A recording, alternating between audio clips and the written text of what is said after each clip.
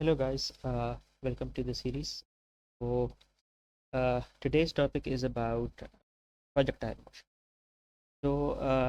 Previously हमने जब भी मोशन को डिस्कस किया है, we've talked about unidirectional motion. By unidirectional motion I mean कि वो single direction में motion था. For example, when we talked about uh, something moving in, let's say, positive x direction, or when we talked about, let's say, a ball falling under the influence of gravity, तो वो सिर्फ Y direction में follow कर रहा है।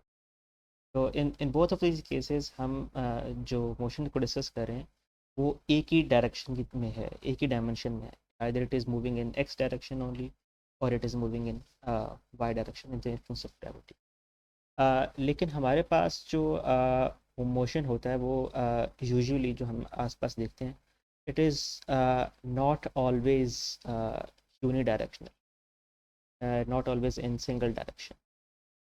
Right? For example, let's take an example of a football. When we kick this football, actually, this ball actually moves in such a trajectory, for example. देखिए, अगर आप नोट करें इसको, तो इस केस में this motion is not limited only to x direction and not just limited to y direction. It is actually in both of these directions at the same time simultaneously. ये दोनों direction में actually move कर रहा है. It is also moving in the x direction क्योंकि it is covering some of the horizontal distance as well, लेकिन at the same time it is gaining some height as well. और as it gains height और उसके बाद एक phase आता है इसमें it start to lose its, जिसका मतलब है कि at the same time we have both x y directional motion. So this kind of motion is not actually limited to a single direction, लेकिन इसमें दोनों dimensions involve हो गई हैं. We can take other examples as well. For example, हम एक cricket ball को for example strike करते हैं, that is also a projectile, that is also a two-dimensional motion. और for example हमारे पास अगर एक cliff है यहाँ से, और we throw some ball for example this way, तो इसमें आप देखें कि यहाँ से यहाँ तक इसने कुछ हॉरिजॉन्टल डिस्टेंस भी कवर किया और कुछ वर्टिकल डिस्टेंस भी. This type of motion is actually known as the projectile motion. Projectile. So a motion that is not only limited to x or y, but instead it is a two-dimensional motion. Two-dimensional. So such type of motion is actually called as the projectile motion. Now, for single directional motion, we know that we can actually look at the trajectory of those motion. For example, अगर कोई ball गिर रहा है in influence of gravity, हम इसकी trajectory को exactly determine कर सकते हैं using the Newton's equations of motions, as well as कि let's say कोई object तरह से move कर रहा है in x direction, we can also track the total trajectory of the motion as well. लेकिन if we want to study the trajectory of a projectile motion, how can we actually do so? क्योंकि इसमें हमारे पास दोनों तरह के motions हैं. We have y motion as well and both x motion as well. Now, you guys might already remember कि let's say अगर ball की trajectory ये है, उसका जो velocity vector है वो इस तरह से. And we have already talked about the fact कि जब भी कोई चीज़ इस तरह से वेक्टर हो तो आप उसको उसके perpendicular components में break कर सकते हैं. So we have x vector as well as the y vector. Now, since we have we can split this vector into two of its perpendicular components, तो इन दोनों पे जो फोर्स अप्लाई हो होगी वो भी ज़ाहिर है दोनों पे म्यूचुअली परपेंडिकुलर होगी. तो हम अगर हमारे पास जो एफ वाई है का जो मोशन है वो इन्फ्लुएंस ऑफ ग्रेविटी में है फॉर एग्जांपल, और एफ एक्स में let's say if we have no acceleration in this case तो वी हैव ज़ीरो. तो चूँकि both of these motions actually have a force component जो कि दोनों से परपेंडिकुलर है, एक का फोर्स कंपोनेंट इस तरह से है, एक का इस तरह से है, और चूँकि दोनों दूसरे से परपेंडिकुलर हैं, तो whenever two forces are actually perpendicular, their motions actually are totally independent.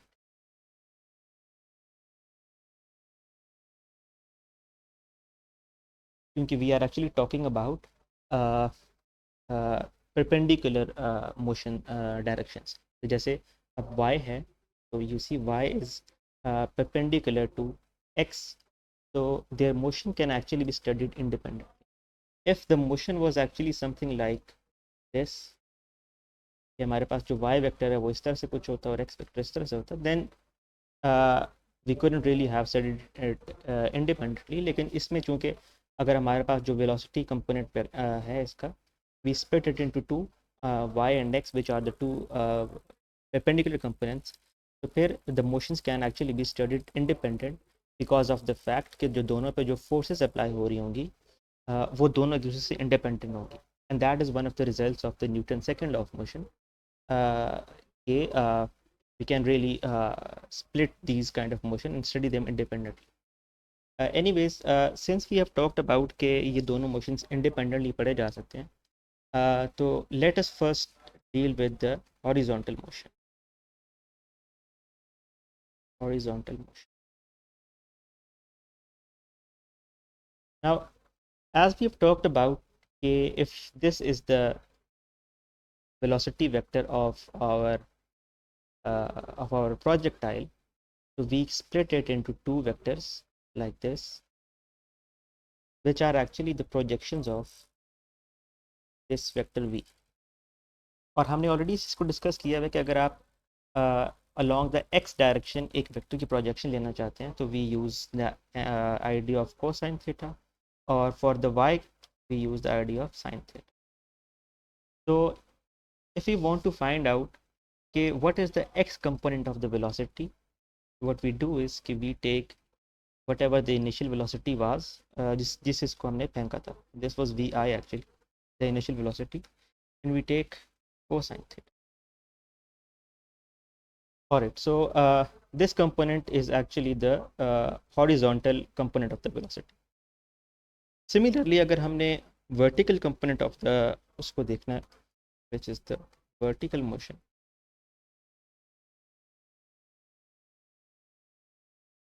the velocity in that case is actually going to be, एक तो बात हमें पता है कि one of the components that is involved would be vi sin theta. लेकिन this is not the complete vertical component. अगर हम उसको डिस्कस करें actually why is it not a complete information. देखिए, जब हमने ये बात की थी कि जो वर्टिकल मोशन है वो actually under the influence of gravity है हर वक्त. तो जैसे जैसे ये ऑब्जेक्ट फॉर एग्जांपल ऊपर की तरफ जा रहा है, gravity actually tries to pull it downwards. तो जैसे जैसे ये ऊपर जाएगा हम ये नोट करेंगे कि इसकी जो वेलोसिटी है वो एक्चुअली डिक्रीज करती जाती है.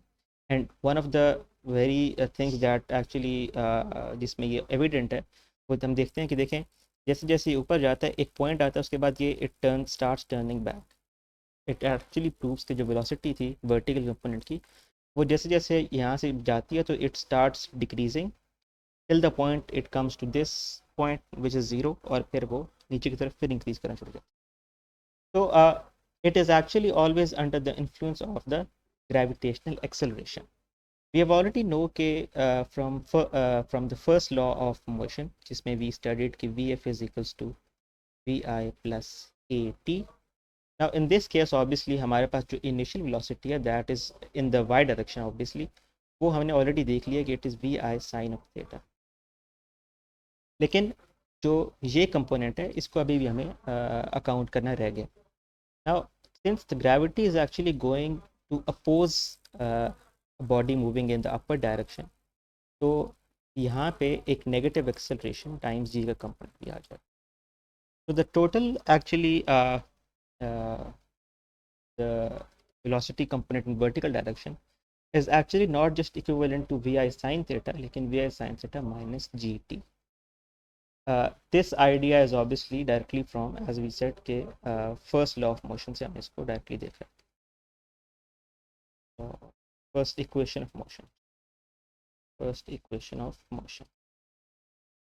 ऑलराइट, तो हमारे पास दोनों जो कंपोनेंट्स हैं हमने उनके लिए वी हैव चेक के तो दोनों डायरेक्शंस की जो वेलोसिटी है वो किस तरह से होनी चाहिए।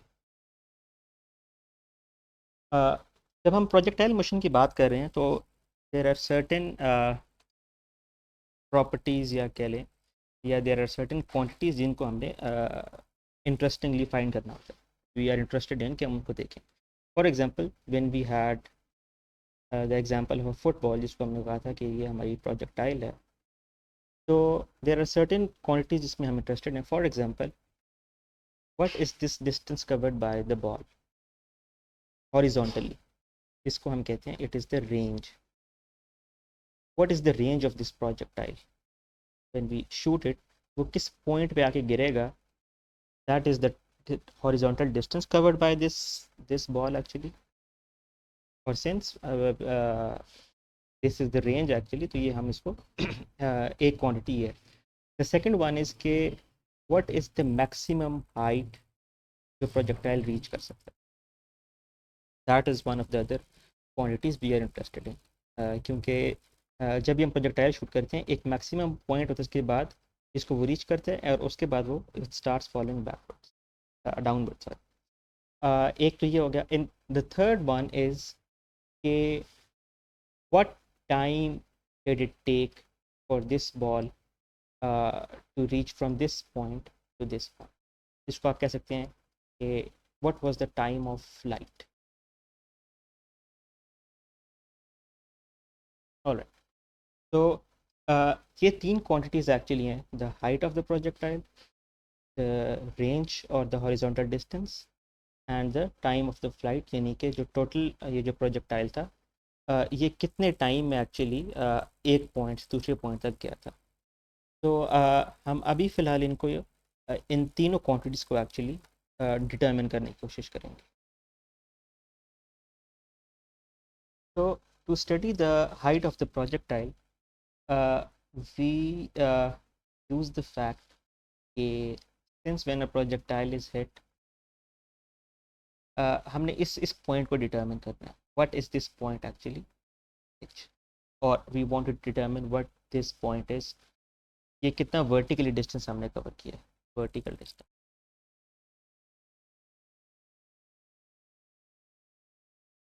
Before we actually formally do this, कुछ पॉइंट्स हैं जिसको मैंने अभी पहले भी एक दफ़ा जिक्र किया था कि जब भी कोई प्रोजेक्टाइल एक्चुअली हिट की जाती है,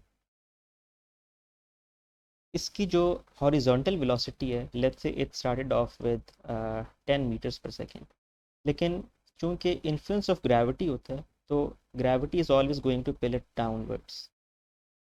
तो as it starts to go up, by the way, इसकी जो वेलोसिटी है वो डिक्रीज़ करती जाती है, क्योंकि there is a negative acceleration जो कि इसको स्लो डाउन कर। नाउ सिंस इसकी जो स्पीड है वो एक्चुअली डिक्रीज़ करती जा रही है, तो देयर कम्स अ पॉइंट जहाँ पे इसकी जो स्पीड है वो एक्चुअली ज़ीरो हो जाएगी। It started from let's say 10, और due to acceleration due to gravity वो कम होते होते ज़ीरो तक आ जाएगी। नाउ सिंस एक पॉइंट पे वो ज़ीरो आ जाएगी, it can't go further up, by the वे, उस पॉइंट पे उसकी जो वेलोसिटी है ज़ीरो हो जाएगी, और after that point actually gravity is going to pull it again downwards. तो उसकी जो अब डायरेक्शन है वेलोसिटी की वो चेंज हो जाएगी, और जो बॉल है वो एक्चुअली अब दोबारा वापस नीचे की तरफ आना शुरू। तो this point actually is interesting because ये वो पॉइंट होता है मैक्सिमम हाइट वाला। तो maximum height point is the same as the one जिस पे जो vertical component of the velocity होता है वो एक्चुअली ज़ीरो हो जाता है। तो वी आर एक्चुअली, अगर हमने ये देखना है कि हाइट ऑफ प्रोजेक्टाइल क्या है, हम सिर्फ उस पॉइंट को डिटरमिन करने की कोशिश करेंगे, एक ऐसा डिस्टेंस जिसके ऊपर जो final component of the y component है वो एक्चुअली ज़ीरो हो जाता है। हम इसके लिए जो इक्वेशन ऑफ मोशन यूज़ कर सकते हैं, that is actually the third equation of motion जिसको हमने पढ़ा था, 2as is equals to v f square minus v i. इस केस में बाय द वे रिमेंबर कि हम जो बात कर रहे हैं ये वी एफ वाई कंपोनेंट की बात कर रहे हैं, वी आई वाई कंपोनेंट। क्योंकि हम वर्टिकल मोशन को फिलहाल पढ़ना चाह रहे हैं, not horizontal motion. But obviously there are certain things that we need to fix here beforehand. वो ये है कि जो एक्सेलरेशन हमारे पास इस केस में वो एक्सेलरेशन ड्यू टू ग्रेविटी है. So we are talking about 2gs actually, and we have vfy squared minus viy. एक जो इम्पॉर्टेंट चीज़ है वो ये है कि चूंकि gravity is going to be pulling it downwards, तो हमारे पास और हम अपोज कर रहे हैं उसको, तो we have a negative sign. Alright, now we have already discuss the idea कि जो मैक्सिमम हाइट वाला पॉइंट है it is going to be the one जिसमें ये क्वांटिटी एक्चुअली ज़ीरो होगी, क्योंकि that is the point where the we reach the maximum height और उसके बाद हम वापस आना शुरू. So we actually put this quantity equals to 0. We are left with minus 2gs is equals to viy squared.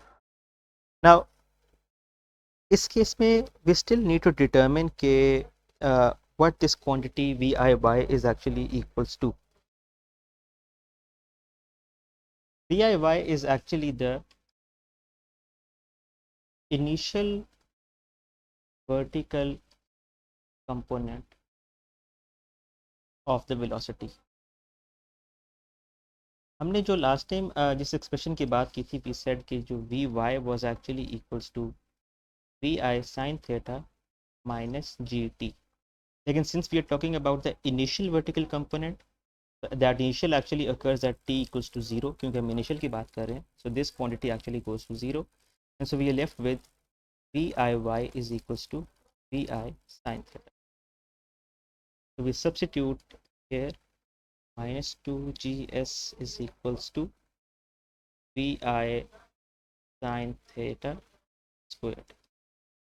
And then we have minus 2gs is equals to vi squared sin square theta. हम जिस quantity में interested हैं, this quantity is actually this s, और let's call it 2gh, क्योंकि अब इस case में जो हमने केस डिस्कस कर रहे हैं, this as s is actually the height of the projectile. So we are left with vi squared square theta. All right, so sorry, हमने यहाँ पे एक नेगेटिव साइन जो है उसको मिस किया. वी हैव दिस नेगेटिव, यहाँ पे ये नेगेटिव है, ये नेगेटिव. और तो these negative science cancel with each other, और एच के लिए अगर आप इसको एच को आइसोलेट करें तो we left with v i squared sine square theta divided by 2g. So this is the expression for the total the maximum height achieved by the projectile.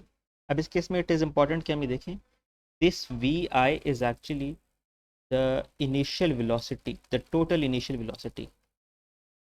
इस केस में हम वी आई जो है यहाँ पे है, this is not just the vertical और the horizontal component. ये वही कंपोनेंट है जो एक्चुअली इनिशियली वी आई हमारे पास था.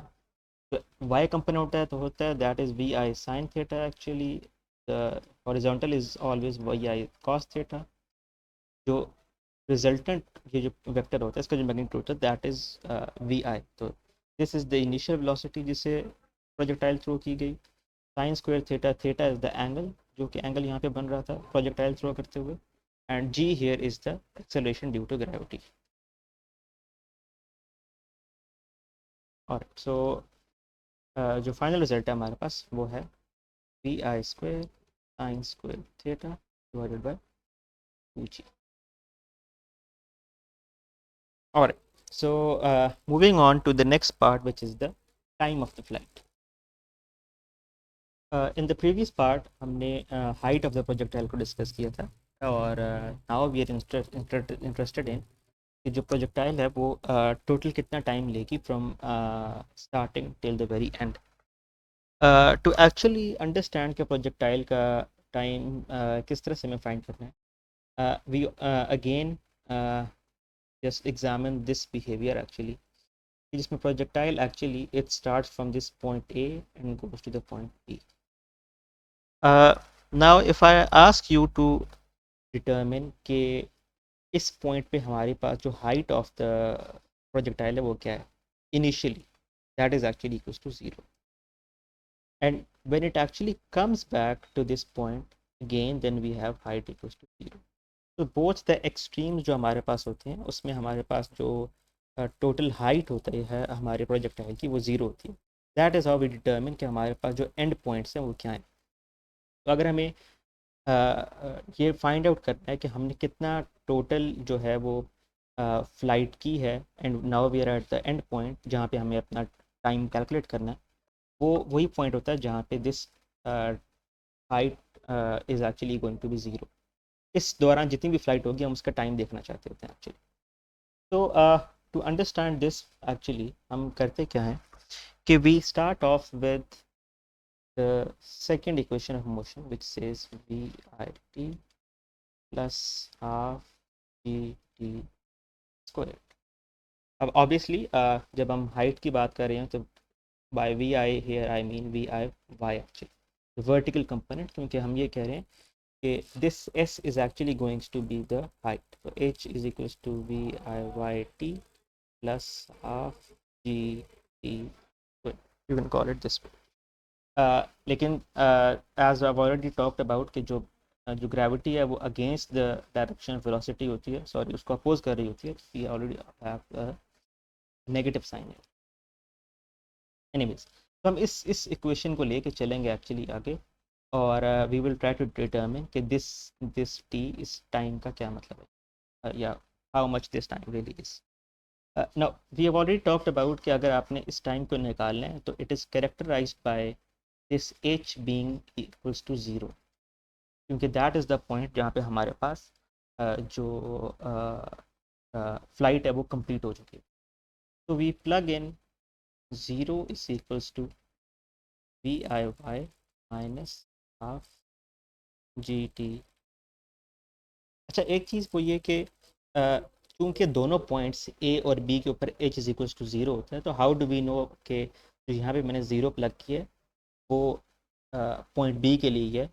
तो यू कैन ऑलरेडी सी कि इस पॉइंट के ऊपर, पॉइंट ए के ऊपर तो टाइम ऑलरेडी 0 था, तो वहाँ पे तो इस पूरी का सेंस ही नहीं बनती. तो whatever we time we are looking for is the time जो कि ग्रेटर देन 0 है.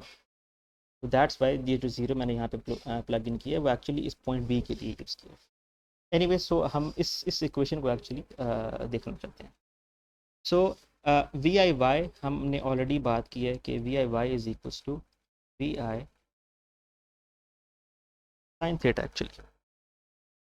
तो simply we have 0 is equals to v i sine theta minus half g t. We take this to the other side and we are left with half gt squared is equals to vi sin theta. Or since we want to find out t actually, so what we can do is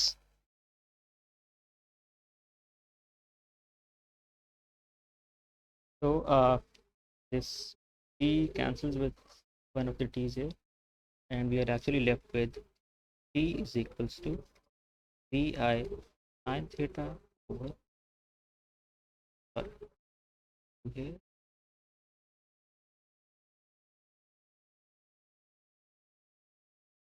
G. So this is it. This is the total time for the flight जो कि हमारे पास है. So we start from let's say this point A, और we यहाँ तक projectile है. The total time taken by this projectile is actually going to be 2vi sin theta over g. So the next thing that we have is the range of the projectile. हमने height को भी देख लिया है और हमने time of the flight को भी देख लिया. तो नेक्स्ट जो हमारे पास जो पार्ट है वो है range of the projectile, which means the total distance covered by the horizontal distance covered by the projectile. Alright, so हमें एक चीज़ को ऑलरेडी पता है कि if something is moving in horizontal direction, so the distance covered by this object moving with some velocity v, तो ये जो distance cover करता है ये एक्चुअली इक्वल्स टू होता है the velocity multiplied by the time take, right. लेकिन इस केस में हमारे पास चूंकि जो प्रोजेक्टाइल मोशन है, हमने डिटर्मिन करना है कि ये जो रेंज है, ये जो डिस्टेंस है, what is this distance actually, what is this range. Notice already कि जब हम हॉरिजॉन्टल डायरेक्शन की बात करते थे तो जो वेलोसिटी कंपोनेंट लिया जाएगा वो भी in the direction of x लिया जाएगा। And we have already said कि जो वी एक्स है it is actually equals to the initial velocity multiplied by the cos theta. So what we are left with is your total distance है, let's call this r, is equals to, from using this exact same formula which is v multiplied by t, but the difference is कि ये v यहाँ पे vx होता है, तो v है vi cos theta multiplied the time। लेकिन note कि अगर हमें डिटर्मिन करना है कि टोटल रेंज क्या है, तो the amount of time taken is actually equals to the time for the whole flight, right. हमने ये ऑलरेडी इस्टेब्लिश किया है कि the time it takes from going to from point A to point B is actually is 2 vi sin theta over t. ये वो time था जो कि पूरी फ्लाइट को लगता है एक्चुअली।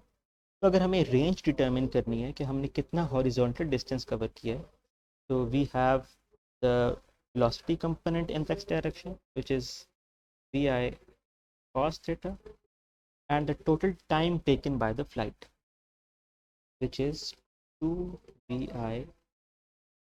sin theta।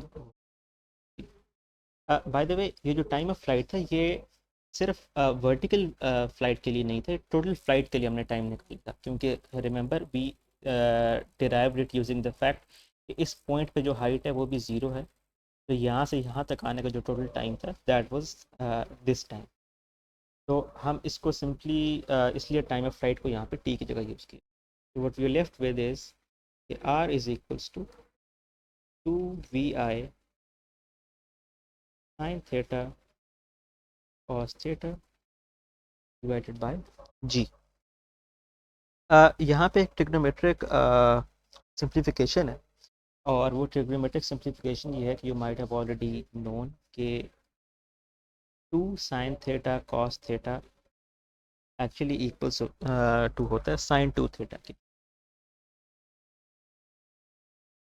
तो हम सिंपली इस सारे को we replace it with r is equals to vi sin 2 theta divided by t। Alright, so this is the formula for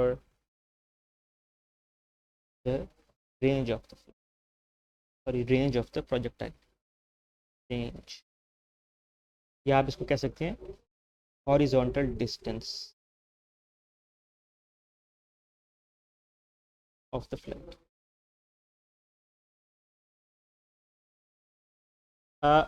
notice के अगर हमें ये देखना है कि ये जो रेंज है ये मैक्सिमम कब होती है, क्योंकि ये ज़ाहिर एक वैलिड क्वेश्चन है कि लेट्स से अगर हम यहाँ से एक प्रोजेक्टाइल को शूट कर रहे हैं, तो and we want to maximise कि ये जो प्रोजेक्टाइल है ये ज़्यादा से ज़्यादा डिस्टेंस कवर करे एक्चुअली। तो what is the optimal angle जिस पे हमें इसको शूट करें ताकि हम मैक्सिमम डिस्टेंस कवर कर सकें।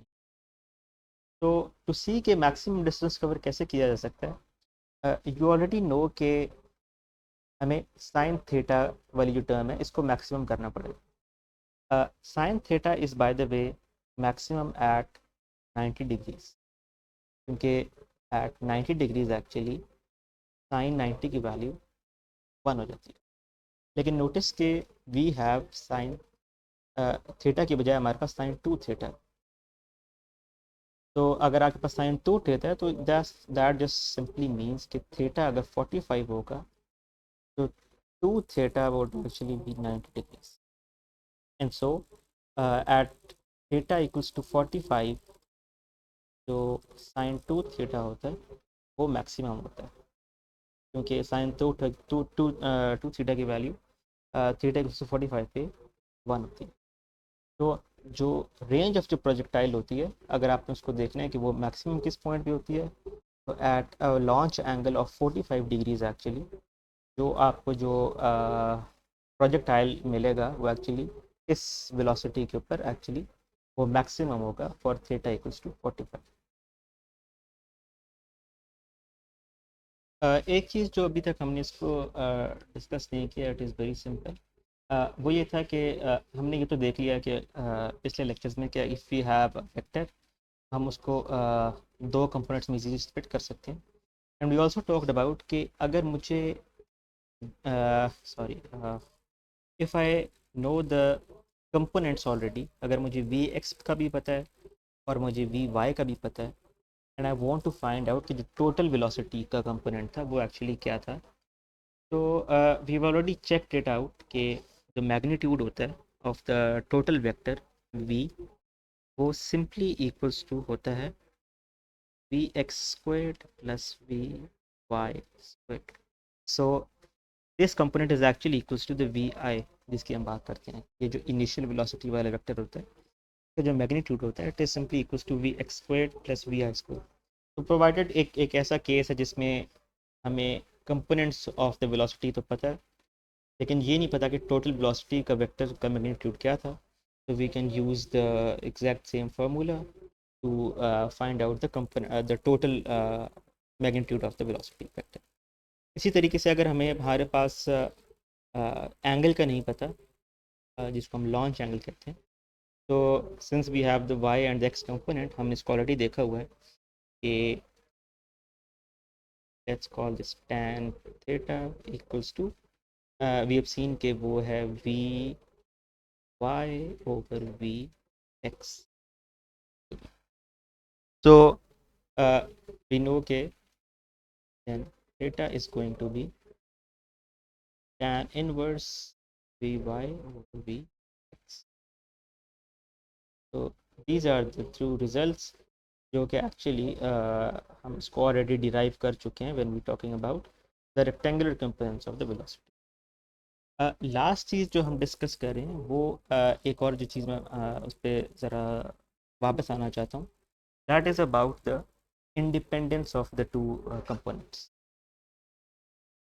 रिमेंबर शुरू में हमने एक बात की थी कि जो वाई डायरेक्शन में जो मोशन है और जो एक्स डायरेक्शन में मोशन है वो एक्चुअली एक दूसरे से कम्प्लीटली इंडिपेंडेंट है। इस इंडिपेंडेंट के एक्चुअली कुछ कॉन्सिक्वेंसेस और कुछ बड़े इंटरेस्टिंग से काउंटर इंट्यूटिव से कुछ रिजल्ट्स आते हैं जो हम देखते हैं। सो अगर हम इस इंडिपेंडेंस ऑफ मोशन को देखना चाहें, तो ये एक्चुअली कह ये रहा है कि अगर हम एक प्रोजेक्टाइल को फॉर एग्जांपल मैं इस तरह से शूट करता हूँ, तो एक बॉल था, मैंने उसको इस तरह से फेंका, या फिर मैंने एक बॉल को सिंपली इस तरह से थ्रो किया। यानी एक जो केस है, लेट्स कॉल दिस पाथ 1 और लेट्स कॉल दिस पाथ 2। मैं ये कह रहा हूँ कि अगर ये दोनों मोशंस जो एक्स और वाई में हैं ये एक दूसरे से कम्प्लीटली इंडिपेंडेंट हैं, तो इस जो पाथ 2 की जो ट्रेजेक्ट्री है उसमें भी हमारे पास एक कंपोनेंट हमेशा से डाउनवर्ड्स की तरफ होगा जो कि वाई कंपोनेंट है, और एक कंपोनेंट हमेशा से एक्स की तरफ होगा जिसको आगे लेके जा रहा है। और जो पाथ 1 है इसमें सिर्फ वर्टिकल मोशन है, हॉरिजॉन्टली कोई मोशन नहीं। लेकिन अगर ये दोनों मोशंस एक्चुअली एक्स और वाई हमेशा आपस में इंडिपेंडेंट होते हैं, तो इसका मतलब ये है कि the amount of time that it takes for this object path one को जो ट्रेजेक्ट्री है, तो जितनी देर में ये अपनी इस डिस्टेंस को कवर करेगा वर्टिकली, उतनी ही देर में पाथ 2 को भी एक्चुअली नीचे आ जाना चाहिए। अब ये बहुत काउंटर इंट्यूटिव लगता है, इसलिए क्योंकि हम ये कह रहे हैं कि ये जो पाथ 2 वाला जो ट्रेजेक्ट्री है ये एट अ सेम टाइम कुछ हॉरिजॉन्टल डिस्टेंस भी कवर कर रहा है और उसके साथ साथ अपनी वर्टिकल डिस्टेंस भी कवर कर रहा है, यानी कि इस क्लिफ से नीचे की तरफ आ रहा है, ग्राउंड पे आ रहा है। लेकिन जो पाथ 1 है उसको कोई हॉरिजॉन्टल मोशन नहीं करना बल्कि उसको सिर्फ वर्टिकल मोशन करना। तो अगर तो ये दोनों पाथ्स जो हैं वो इंडिपेंडेंट हैं। इंडिपेंडेंस से मेरा मुराद ये है कि अगर तो हॉरिजॉन्टल और वर्टिकल मोशन एक दूसरे से इंडिपेंडेंट है, दैट इज़ के horizontal is independent of vertical, फिर जो पाथ 1 वाला बॉल है उसको ग्राउंड तक आने में, और जो पाथ 2 वाला बॉल है उसको ग्राउंड तक आने में, they actually should take the same amount of time. As I said कि ये तरह काउंटर इंट्यूटिव है, लेकिन एक्चुअली ये बात एक्चुअली ट्रू है। उसकी एक जो बहुत अच्छी एग्जांपल है वो हम नॉर्मली लेते हैं, हंटर एंड अ मंकी की एग्जांपल लेते हैं। इस एग्जांपल में हम कर ये रहे होते हैं कि हम ये इमेजिन करते हैं कि एक एक हंटर है जो है कि एक्चुअली यहाँ पे खड़ा हुआ है, और एक मंकी है जो एग्जैक्टली इसी हाइट के ऊपर यहाँ पे। At this the time this monkey actually jumps downward from the tree to escape the hunter. ये सिर्फ वर्टिकल मोशन कर रहा है, देखें हंटर यहाँ पे खड़ा हुआ है और एक्चुअली हंटर इस मंकी को शूट करना चाहता था। व्हाट इट डज इज कि ये इस मंकी की तरफ फायर करता है, लेकिन ऑब्वियसली जो भी ये बुलेट है ये भी under the influence of gravity तो आएगी फॉर फिर भी।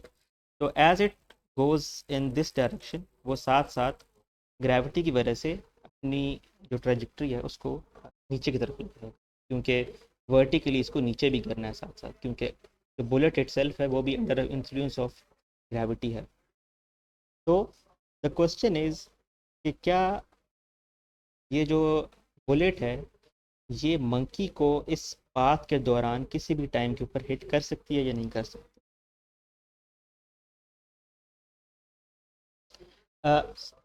While it might seem like कि चूंकि जो मंकी है उसको तो सिंपली नीचे गिरना है, लेकिन जो बुलेट है वो तो एट ए टाइम हॉरिजॉन्टली भी कुछ रेंज कवर कर रही है और उसके साथ वो नीचे भी आ रही है।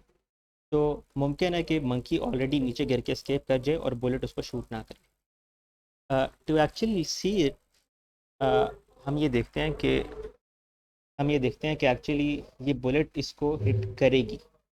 उसकी वजह यह है कि जो वर्टिकल मोशन है इस बुलेट का वो तो इंडिपेंडेंट है कि वो कितना हॉरिजॉन्टल डिस्टेंस यहाँ पे कवर कर रहा है। That is completely independent of the fact कि वो वर्टिकल मोशन कैसे कर रही है और हॉरिजॉन्टल मोशन कैसे कर रही है। इसको देखने के लिए I put a link in the description. इसमें MIT की एक लैब ने एक्चुअली इसको परफॉर्म किया इन अ लैब, जहाँ पे they have this tough monkey जिसको वो एक पॉइंट से रिलीज करते हैं, and at the same time they at the same height they have let's say some kind of projectile जिसकी जो रेंज है वो एग्जैक्टली सेम है टिल दिस पॉइंट, यानी वो इतनी रेंज कवर करता है। तो और उसके साथ ज़ाहिर है क्योंकि वो इन्फ्लुएंस ऑफ ग्रेविटी में भी होता है, तो it's a projectile. And in the video you will see is that projectile is actually going to hit this monkey while it is still in the air, and the very reason for that is the thing कि हमने इसको already discuss किया है कि जो motions हैं वो actually independent है। तो आप वर्टिकल मोशन को और हॉरिजॉन्टल मोशन को एक्चुअली बिल्कुल इंडिपेंडेंट ट्रीट करके पढ़ सकते हो। तो this monkey is only having a vertical motion, लेकिन जो बुलेट का डाउनवर्ड मोशन है वो कम्प्लीटली वर्टिकल है। जो हॉरिजॉन्टल वो कवर कर रहा है उसके साथ वो इंडिपेंडेंट है वो। तो you will see in that video कि वो उसको एक्चुअली हिट करेगा। मैं इस जो एक्सपेरिमेंट का जो लिंक है वो एक्चुअली डिस्क्रिप्शन में इसको मैं डाल दूँगा। तो if guys are actually interested in looking at this interesting experiment, जिसमें हम ये देखते हैं कि वो दोनों मोशंस इंडिपेंडेंट है, तो I hope कि you guys will actually kind of understand what's really happening. So thank you. This is all from this side जो हमने आज प्रोजेक्टाइल मोशन को डीपली देखा कि वो किस तरह का मोशन होता है। We looked at the fact कि हम कंपोनेंट्स को जो है वो स्प्लिट कर सकते हैं in x and y. We also looked at the fact कि हम इसको इंडिपेंडेंटली स्टडी कर सकते हैं। देन वी फाउंड आउट कि हमारे पास जो total height of the projectile है वो क्या होती है। We looked at the time of the flight as well as the range of the projectile. Anyway, so thank you so much.